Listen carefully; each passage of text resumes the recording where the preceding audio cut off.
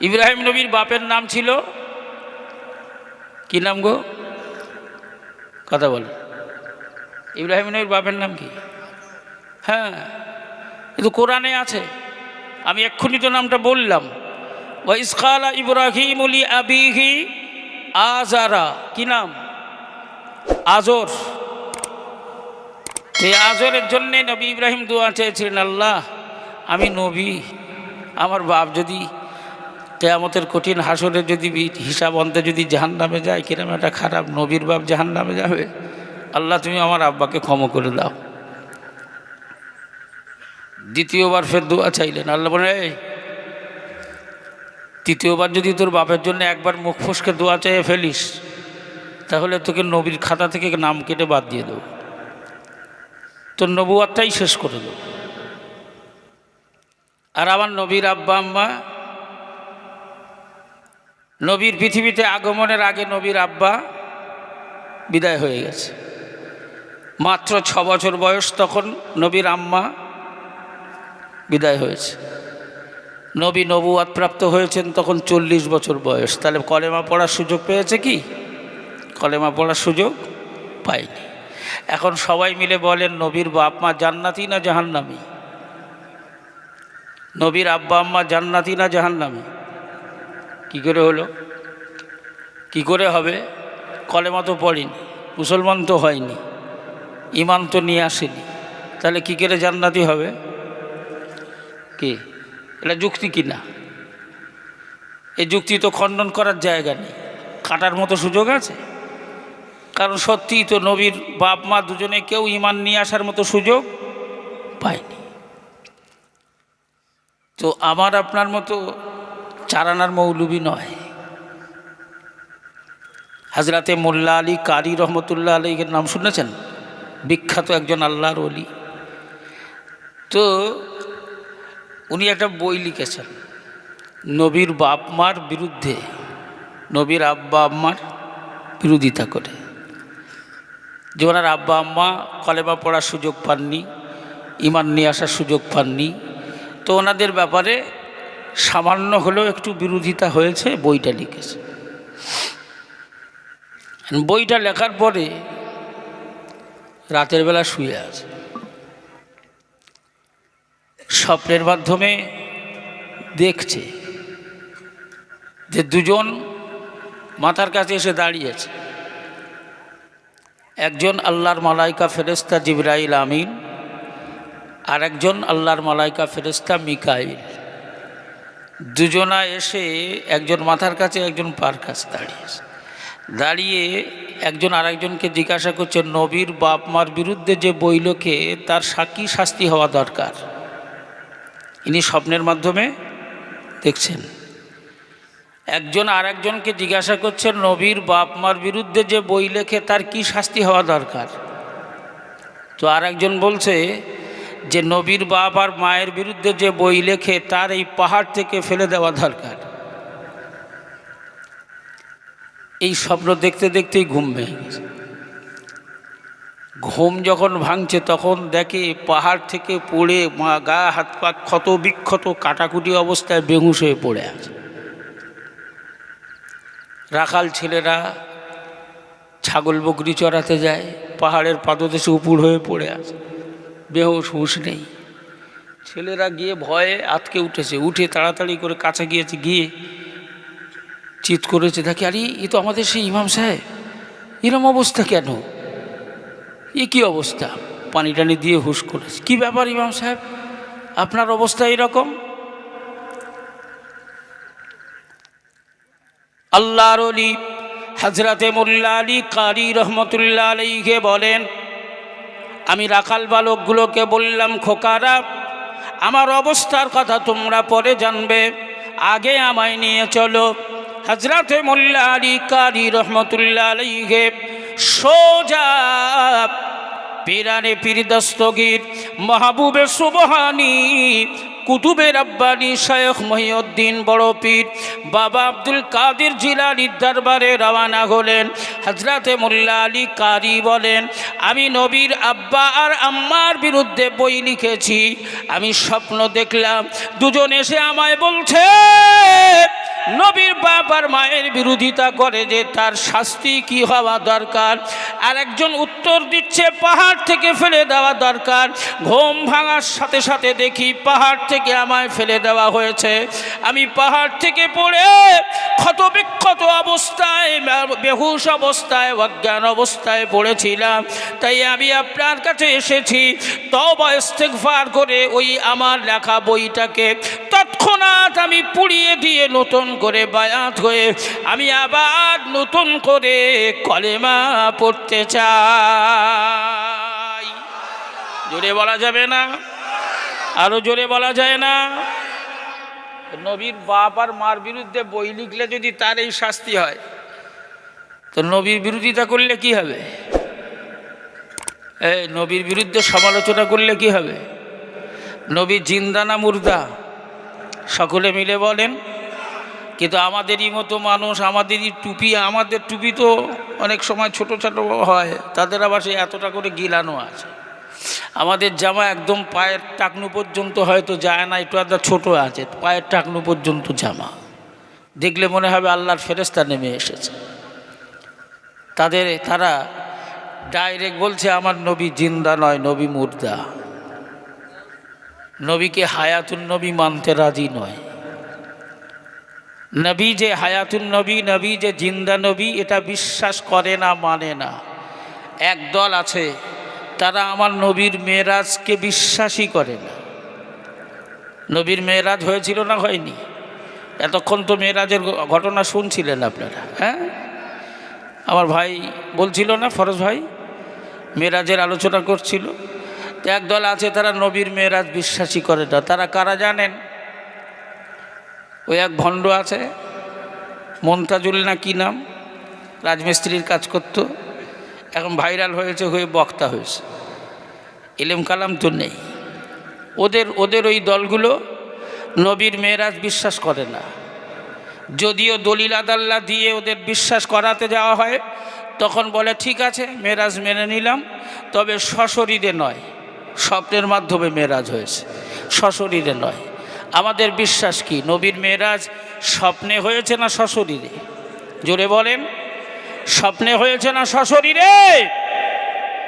নবী মেরাজে যাননি, নবী মেরাজে যাননি, নবীকে নিয়ে যাওয়া হয়েছে। যিনি নিয়ে গিয়েছেন তিনি কে?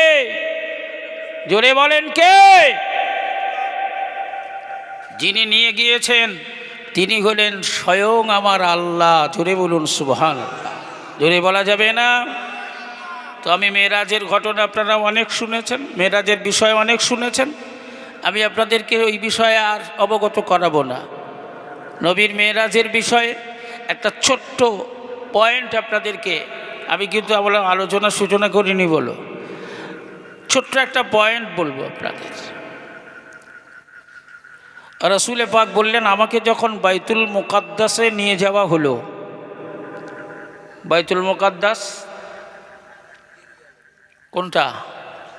বাইতুল মুকাদ্দাস মসজিদে আকসা, যেটা নিয়ে এখন পৃথিবী তোলপাড়, 4 নম্বর শক্তিশালী দেশ বর্তমানে অল পৃথিবীতে। এই 4 নম্বর শক্তিটা ইসরায়েলের হাত থেকে ভারত ছিনিয়ে নিয়েছে। ভারত বর্তমানে পৃথিবীর 4 নম্বর শক্তিশালী দেশ হিসাবে জায়গা দখল করেছে। এই জায়গাটা ইসরায়েলের ছিল, ওদের পতন হয়েছে। এই 4 নম্বর শক্তিশালী দেশটাকে 3.5 মাস ধরে শুধু একবার ডোবাচ্ছে আর একবার তুলছে, একবার নাকানি খাওয়াচ্ছে, একবার চুবানি খাওয়াচ্ছে। কে? ছোট্ট একটা সংগঠন, ছোট্ট একটা সংগঠন, কোনো দেশ নয়, কোনো মহাদেশ নয়, ছোট্ট একটা সামাজিক সংগঠন। তাদের হাতে 3.5 মাস ধরে যিনি তুলছেন আর ফেলছেন, এই পাওয়ার যিনি হামাসকে দিয়েছেন তিনি কে? আরো জোরে বলেন কে?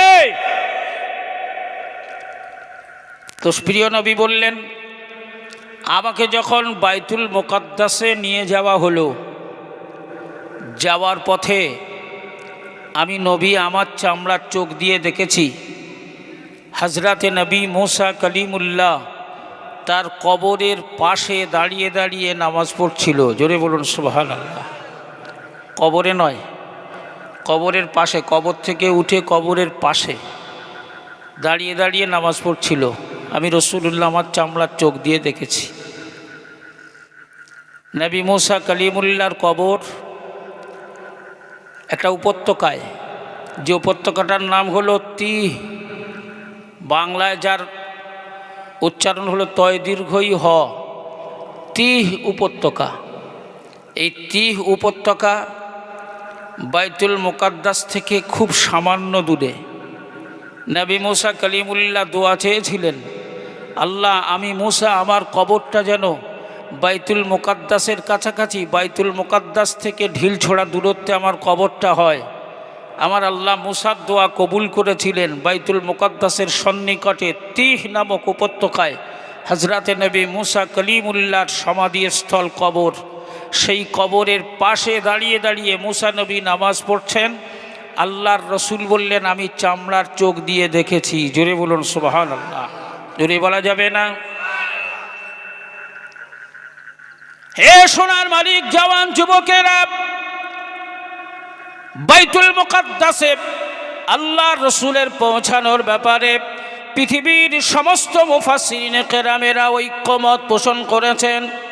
তফসিরে বাইজাবি শরীফ, তফসির ইবনে কাসির, তফসিরে মারিফুল কোরআন, তফসিরে খাজেগান, বিভিন্ন তফসিরের মুফাসসিরিনে কেরামেরা উল্লেখ করেছেন, আল্লাহর নবীকে বাইতুল মুকাদ্দাসে পৌঁছানোর পূর্বে, আল্লাহর রসুলকে নিয়ে বাইতুল মুকাদ্দাসে পৌঁছানোর আগে আমার আল্লাহ পাক আদম শফিউল্লাহ থেকে ঈসা রুহুলুল্লাহ পর্যন্ত এই অসংখ্য নবী রসুল পয়গম্বরদের উদ্দেশ্যে আমার আল্লাহ এলান করেছিলেন, হে আমার নবী রসুলেরা, তোমরা তো সবাই আমার নবীর উম্মত হতে চেয়েছিলে, আমার নবীর সান্নিধ্য পেতে চেয়েছিলে, আমার নবীর সাহচর্য পেতে চেয়েছিলে। আমি আল্লাহ তোমাদের দিকে লক্ষ্য করে ঘোষণা দিলাম, তোমরা যদি আমার প্রিয় বন্ধুর সাথে দেখা করতে চাও, তোমরা যদি আমার প্রিয় হাবিবের সান্নিধ্য পেতে চাও, তোমরা যদি আমার প্রিয় হাবিবের অনুসারী হতে চাও, তাহলে আর বিলম্ব নয়, এই মুহূর্তে তোমরা বাইতুল মুকাদ্দাসে পৌঁছে যাও।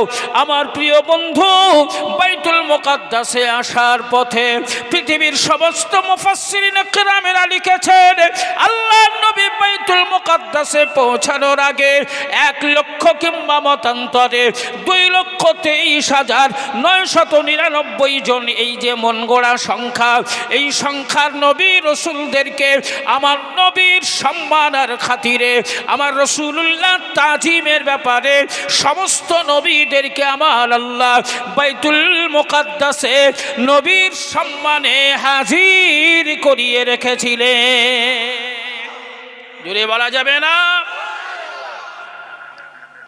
এ জওয়ান যুবকেরা, প্রিয় নবী বললেন, আমাকে নিয়ে যখন বাইতুল মুকাদ্দাসে পৌঁছানো হলো, ইউসাল্লি রাকাতাইন, আমি রাসূলুল্লাহ বাইতুল মুকাদ্দাসে 2 রাকাত নামাজ আদায় করব চিন্তা করলাম।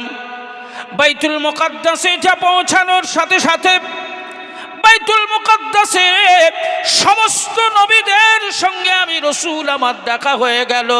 সঙ্গে সঙ্গে জিবরাইল আমিন 2 রাকাত নামাজ আদায় করার ব্যাপারে তাকবীর হয়ে গেল। জিবরাইল আমিন আমি রাসূলুল্লাহ আমার ডান হাতটা ধরলেন, আমার ডান হাতটা ধরে আমি রাসূলুল্লাহকে আল্লাহর মালায়েকা জিবরাইল আমিন আমার ডান হাতটা ধরে দিয়ে গিয়ে নামাজ ইমামের জায়গায়, ইমামের মুসাল্লায় আমি রাসূলুল্লাহকে দাঁড় করিয়ে দিলেন। আল্লাহর নবী বললেন, ভাই জিবরাইল আমিন, আমাকে যে আপনি ইমামতির জায়গায় দাঁড় করিয়ে দিলেন, এটা কি আপনার ব্যক্তিগত সিদ্ধান্ত না আমার আল্লাহর তরফ থেকে নির্দেশ? কত স্বচ্ছতার সাথে আমার নবী সিদ্ধান্ত নিলেন। জিবরাইল আমিন বললেন, ইয়া রাসূলুল্লাহ, ইয়া হাবিবাল্লাহ, আমি জিবরাইল আমিন আমার জীবনে এমন এতটুকু কাজ আমি কখনোই করি নাই যেটা আমার আল্লাহর নির্দেশ ছাড়া। আমি জিবরাইল আমিন আমার জীবনের সবটুকু সময় আমি আল্লাহর নির্দেশ ছাড়া কোনো কাজ করি নাই। ইয়া রাসূলুল্লাহ, ইয়া হাবিবাল্লাহ, আপনাকে যে ইমামতির জায়গায় দাঁড় করিয়ে দেওয়া, এই নির্দেশটাও ছিল স্বয়ং আমার আল্লাহ। জোরে বলা যাবে না? জিবরাইল আমিন আল্লাহ রসুলকে নিয়ে ইমামের জায়গায় দাঁড় করালেন। নবী ইমাম হলেন। সমস্ত নবীদের আমার নবীর পিছনে মুক্তাদি হওয়ার নির্দেশ আল্লাহ দিলেন। সবাই নবীর পিছনে মুসল্লি হলো, আর আমার নবী হলো ইমাম। জোরে বলুন সুবহানাল্লাহ। কেন করালেন জানেন? আমরা এতটুকু শুনেছি, আমার নবী সব নবীদের নবী, সব ইমামদের ইমাম। এই সব ইমামদের ইমাম বলতে গিয়ে এই বক্তারা আমাদেরকে বোঝায়, দলিল দেয় যে সমস্ত নবীদের ইমামতি করে আল্লাহর রসুলকে আমার আল্লাহ সমস্ত নবীদের ইমাম বানিয়েছেন, তাই তিনি সব নবীদের ইমাম। কিন্তু নবীকে সব নবীদের ইমাম আল্লাহ বানালেন কেন? কারণ কিছু আছে না নাই? রহস্য কিছু আছে না নাই? এই রহস্য পেতে গেলে গভীরে ঢুকতে হবে, তাফসীরের গভীরে ঢুকতে হবে, একটু পড়াশোনা করতে হবে, তাহলেই রহস্য পাওয়া যায়। এ জওয়ান যুবকেরা, আমি গুনাহগার, নগণ্য গুনাহগার। নয় করে আমি 13খানা তাফসীর দেখেছি। এই 13খানা তাফসীরের মুফাসসিরিনে কেরামেরা এই বিষয়ে একমত হয়েছেন, ঐক্যমত পোষণ করেছেন। সমস্ত মুফাসসিরিনেরা তাদের ঐক্যমত, তাদের বক্তব্য হলো আল্লাহ পাকের নবীকে আমার আল্লাহ সব নবীদের ইমাম বানিয়েছিলেন এজন্যই, কারণ আমার আল্লাহ সব নবীদের কাছে এটা প্রমাণ করাতে চেয়েছেন। আমার আল্লাহ গোটা বিশ্ববাসীর কাছে এটা প্রমাণ করাতে চেয়েছেন, গোটা বিশ্বের পথ মতওয়ালাদের কাছে এটা প্রমাণ করাতে চেয়েছেন। আমি আল্লাহ পাক সমস্ত নবীদের ইমাম বানিয়ে, সমস্ত নবীদের নেতা বানিয়ে আমি আমার নবীকে প্রমাণ করাতে চেয়েছি। ও মুসা, তোমার সময় শেষ, তোমার আইন আর পৃথিবীতে চলবে না। ওরে ঈসা, তোমার আইন রদ করে দেওয়া হলো, তোমার আইন, তোমার সংবিধান রদ করে দেওয়া হলো। মুসা, তোমার আইন চলবে না। ঈসা, তোমার আইন চলবে না। দাউদ, তোমার আইন চলবে না। সুলাইমান, তোমার নির্দেশ আর চলবে না। তোমার সংবিধান আর গুরুত্ব পাবে না। সমস্ত সংবিধান, পথ মত সব বাতিল করে আজ থেকে গোটা পৃথিবীতে শুধুমাত্র একটাই পথ, একটাই মত, একটাই সংবিধান চলবে। সেই সংবিধানটা হলো আমার প্রিয় বন্ধু, আমার প্রিয় হাবিব আখিরি নবীর সংবিধান। যদি বলা যাবে না? এখনো পৃথিবীতে মুসার অনুসারী আছে না নেই? ওই যে ইহুদিরা যারা করছে, ওরা তো মুসার অনুসারী। যে ইসরাইল আল্লাহ সমস্ত ধর্মের মত পথ রদ করে দিলেন, সকলের কাছে প্রমাণ করালেন আজ থেকে সব বাতিল, কোনোটাই গ্রহণযোগ্য নয়। একটি মাত্র মত, একটি মাত্র পথ আমার কাছে গ্রহণযোগ্য, সেটা হলো আমার বন্ধু মুহাম্মাদের মত পথ। জোরে বলুন সুবহানাল্লাহ। জোরে বলা যাবে না? এজন্য আমার রসুলকে আল্লাহ সমস্ত নবীদের ইমাম বানিয়েছিলেন। জোরে বলুন সুবহানাল্লাহ। যে তো আমি যে বিষয়টি আপনাদের মনে করাতে চাইছিলাম, যে গুরুত্বপূর্ণ তথ্য যেটা দিয়ে আমার আল্লাহ প্রমাণ করাতে চেয়েছেন পৃথিবীতে একটাই আইন, একটাই সংবিধান, একটাই পথ মত, সেটা হলো আমি আল্লাহ এবং আমার রসুলের পথ মত। জোরে বলুন সুবহানাল্লাহ। জোরে বলা যাবে না? মুসার আলোচনা, মুসার আইন, মুসার সংবিধান, মুসার ধর্ম, মুসার সংবিধান সব বন্ধ। ঈসার সংবিধান রদ হয়ে গেছে, বাতিল হয়ে গেছে, আর চলবে না। একটাই সংবিধান, একটাই পথ মত চলবে, সেটা হলো আমার রসুলুল্লাহর পথ এবং মত। জোরে বলুন সুবহানাল্লাহ। জোরেই বলা যাবে না? তাই আলোচনায় আপনাদেরকে নিয়ে আসব, আলোচনার সূচনায় আবার ফিরে যাব। সকলে মিলে একবার প্রাণ ভরে উচ্চ আওয়াজে দরুদ শরীফ আল্লাহুম্মা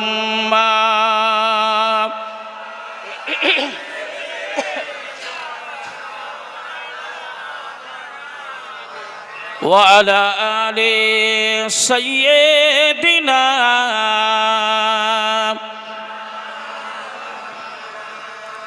وقال الله تعالى في كلامه المجيد وفي الفرقانه الحميد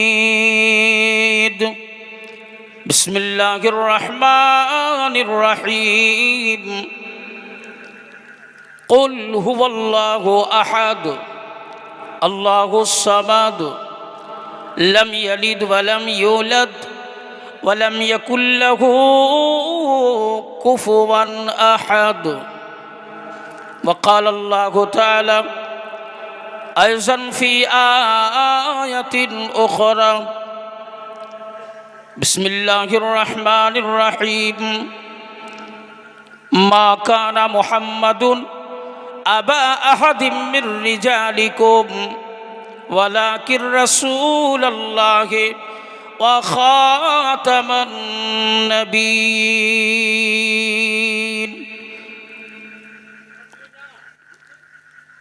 মুআজ্জাজ মুকাররম মুহতারাম সম্মানিত আমার পরিচিত প্রিয়জনেরা, আল্লাহ পাকের শাহী দরবারে অসংখ্য অসংখ্য শুকরিয়া জ্ঞাপন করি, যিনি নবীর ব্যাপারে আলোচনা করার সুযোগ করে দিয়েছেন। সকলে মিলে একবার পড়ি আলহামদুলিল্লাহ, আর একটু মন ভরে পড়ি আলহামদুলিল্লাহ। আমি আমার নবীর ব্যাপারে এতক্ষণ আপনাদেরকে কিছু তথ্য দিচ্ছিলাম। কোরআনুল কারীমের 22 নম্বর পারা, এই আয়াতে কারিমাটি সব বক্তারাই আলোচনার সূচনাতে পড়ে। মা কানা মুহাম্মাদুন আবা আহাদিম মির রিজালিকুম, এটা পড়ে সবাই সূচনা করে, করে না ভাই? করে। কিন্তু এই আয়াতটার মানে কি আমরা বুঝি? এই আয়াতে কারিমাতে আল্লাহ কি বোঝাতে চেয়েছেন? আল্লাহ পাক আমার রসুলুল্লাহর ব্যাপারে বললেন, মা কানা মুহাম্মাদুন আবা আহাদিম মির রিজালিকুম, আমি আমার প্রিয় বন্ধু মোহাম্মদ সাল্লাল্লাহু আলাইহি ওয়াসাল্লামকে কোনো প্রাপ্তবয়স্ক পুরুষের পিতা বানাইনি। কোনো প্রাপ্তবয়স্ক পুরুষের পিতা বানাইনি। আমার নবীর বাচ্চাগুলোকে আল্লাহ শিশু অবস্থায় যে ডেকে নিয়েছেন, তার ব্যাপারেও আল্লাহ আমার রসুলুল্লাহর বাচ্চাগুলোকে কেন ডেকে নিয়েছেন সে বিষয়টাও আল্লাহ গোপন না করে আমার নবীকে ভালোবেসে ওপেন করে দিয়েছেন। জোরে বলুন সুবহানাল্লাহ। জোরে বলা যাবে না?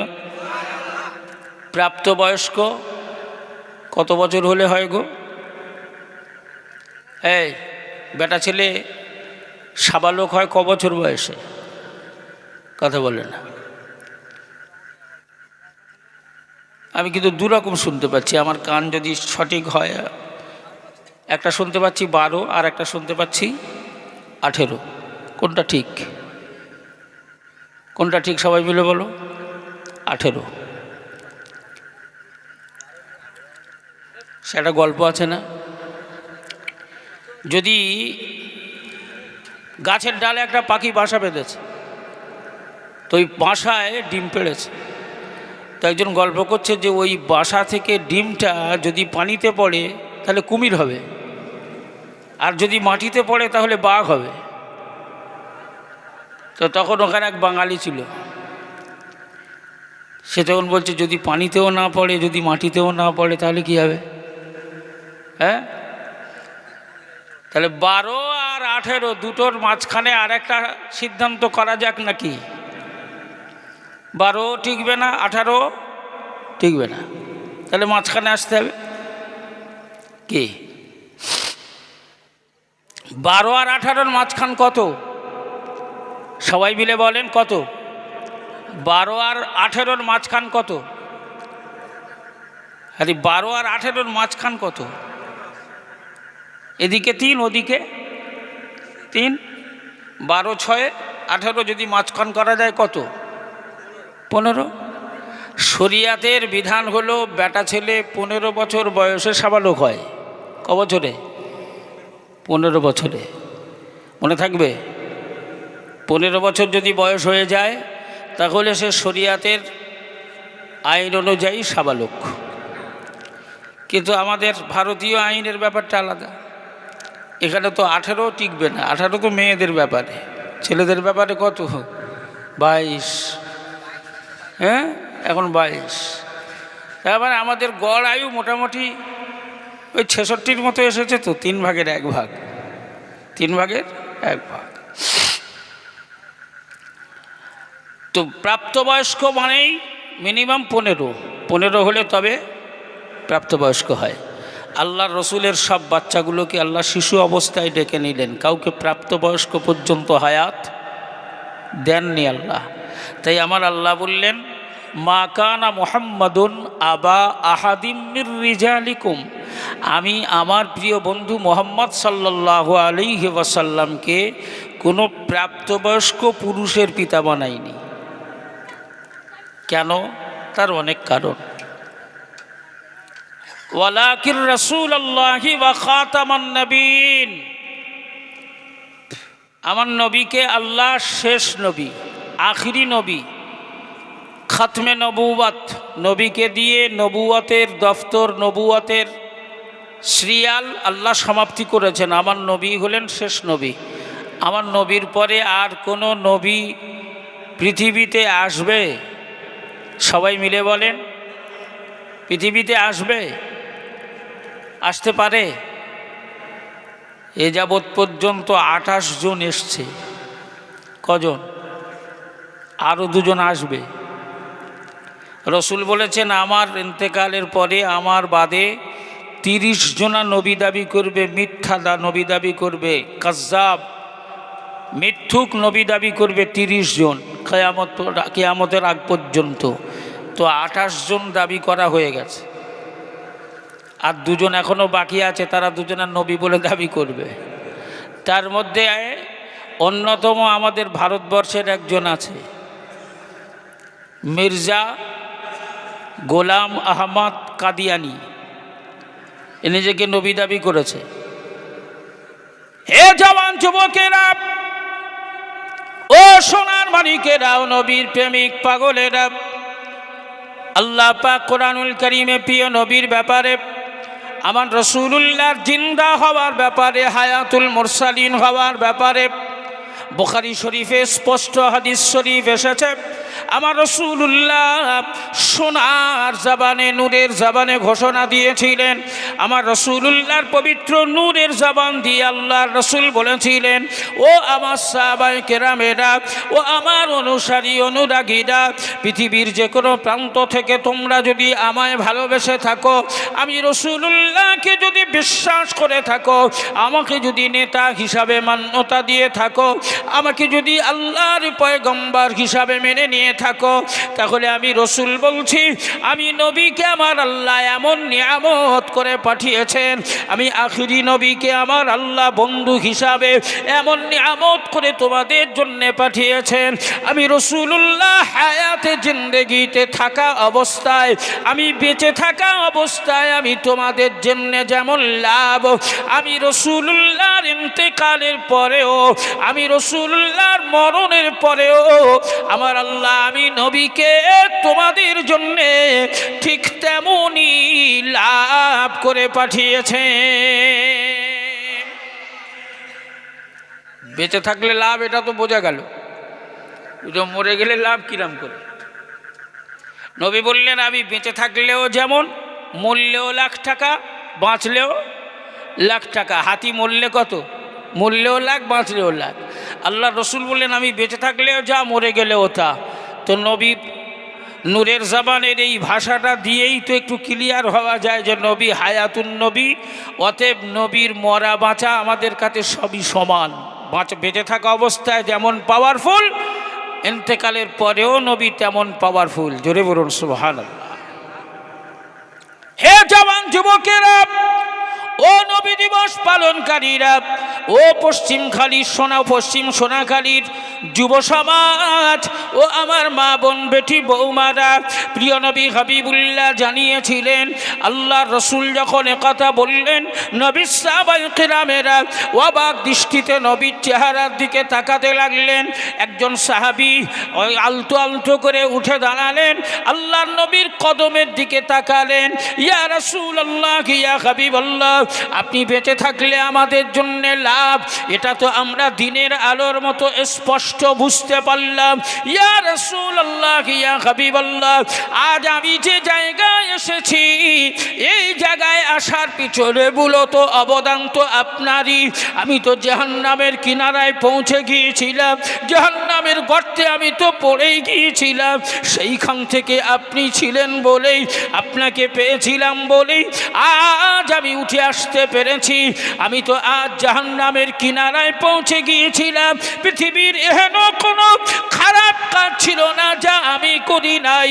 মদ খাওয়া থেকে, জুয়া খেলা থেকে, জিনা ব্যভিচার করা থেকে, খুন রাহাজানি করা থেকে, ছিনতাই মার্ডার করা থেকে এহেন কোনো পাপের কাজ ছিল না আমি করি নাই। জাহান্নামের কিনারায় পৌঁছে গিয়েছিলাম। সেইখান থেকে আপনার উপস্থিতি, আপনার সাক্ষাৎ নিশ্চিত জাহান্নামের হাত থেকে আজ আল্লাহর জান্নাতের দোরগোড়ায় পৌঁছে দিয়েছে। এর পিছনে সব রকমের অবদান হলো আপনার।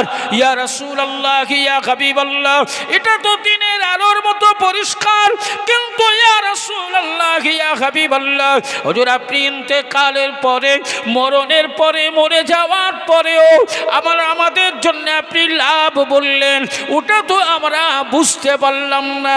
আল্লাহর নবী বললেন, শোনো, আল্লাহ পাক আমাকে এমন একজন নবী বানিয়েছেন, আমাকে এমন একজন নেতা বানিয়েছেন, আমাকে এমন একজন বন্ধু বানিয়েছেন।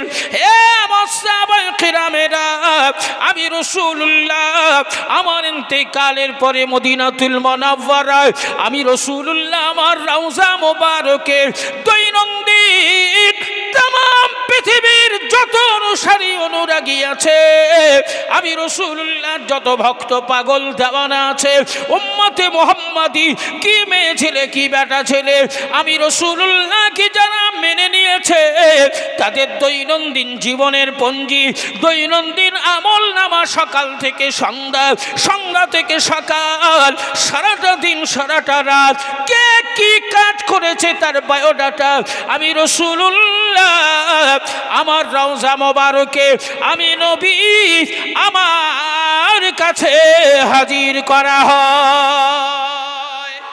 জোরে বলা যাবে না? ও আমার সাহাবায়ে কেরামেরা, আমি নবী জানিয়ে দিলাম, উম্মতে মুহাম্মাদি হিসাবে পশ্চিম সোনাখালীতে যারা বসবাস করে, যে সমস্ত বেটা ছেলেরা সকাল থেকে সন্ধ্যা 12টা ঘন্টা, সন্ধ্যা থেকে সকাল 12টা ঘন্টা, এই 24 ঘন্টায় তার জীবনের বায়োডাটা, কতটুকু ভালো কাজ করেছে, কতটুকু মন্দ কাজ করেছে, এর সমূহ বায়োডাটা আমি রাসূলুল্লাহ আমার কাছে পৌঁছে দেওয়া হয়।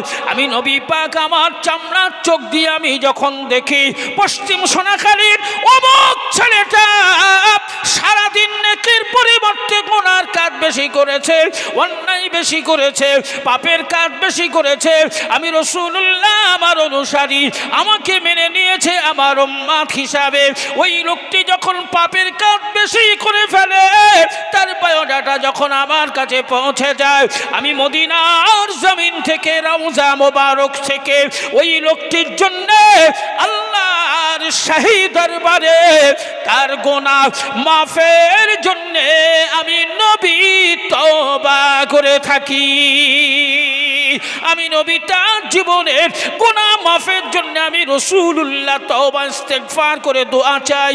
আবার দেখি পশ্চিম সোনাখালীর যে মেয়েটা, যে মহিলাটা সারাদিন সারা রাত গুনার কাজের চাইতে নেকির কাজ বেশি করেছে, কোরআন তেলাওয়াত করেছে, কলেমা শরীফ পাঠ করেছে, জিকির আজকার করেছে, 5 ওয়াক্তের নামাজ আদায় করেছে, তার দৈনন্দিন জীবনের বায়োডাটায় গুনার চাইতে নেকি বেশি করেছে, আমার অনুসারী অনুরাগী ভক্ত উম্মতি হওয়ার কারণে আমি রাসূলুল্লাহ ওই ব্যক্তির জন্য, আমার ওই উম্মতিটার জন্য, আমার ওই ভক্ত পাগলের জন্য আল্লাহর শাহী দরবারে তার ভালো কাজের প্রশংসা করে আমি নবী আল্লাহর কাছে শুকরিয়া আদায় করে থাকি।